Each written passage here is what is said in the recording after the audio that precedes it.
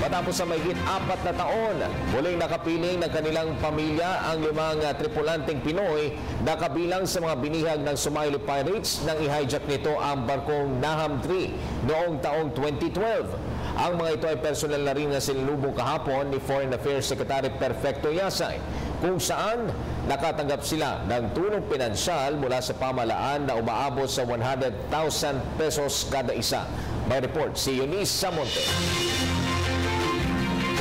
Nangihilid na mga luha, maigpit na mga yakap at nagsusumigaw na pangungulila. Ito ang sumalubong sa ating mga kababayang muling nagbabalik sa kanilang lupang sinilangan. Naging madamdamin ang tagpo dito sa NAIA Terminal 3 nang salubungin ng kanilang mga kamag-anak at kapamilya ang 5 Pilipinong seafarers na napihag ng Somali Pirates sa loob ng 4 na taon. Ipinresenta mismo ni Department of Foreign Affairs Secretary Perfecto Yasay ang 5 seafarers na kinabibilangan ni Arnel Balbero, Elmer Balbero, Antonio Libres Jr., Edwas Akestiningal Jr. at Ferdinand Jacinto Dalit. Sila ay nakatanggap ng 100,000 pesos na posible pang madagdagan sa mga susunod na araw. Ayon kay DFA Secretary Yasay, sasagutin nila ang pamasahe pauwi ng mga seafarers at pati na ang kanilang panimulang puhunan pabalik ng kanilang mga probinsya.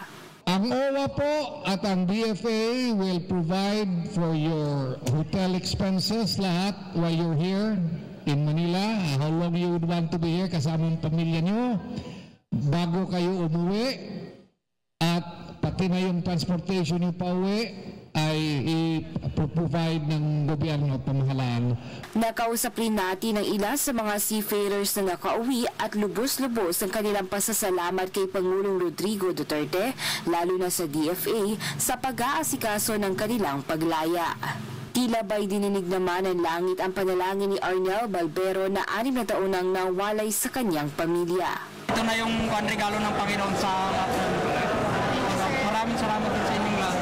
Karamihan sa mga nakausap natin na kamag-anak ng mga biktima ay ayaw munang payagan ng kanilang mahal sa buhay na umalis ulit ng bansa dahil sa posibleng trauma na sinapit nito sa kamay ng mga pirata. Matatanda ang Marso 2012 nang ma-hijack ng mga pirata ang fishing vessel Naham 3 na sinasakyan ng mga seafarers.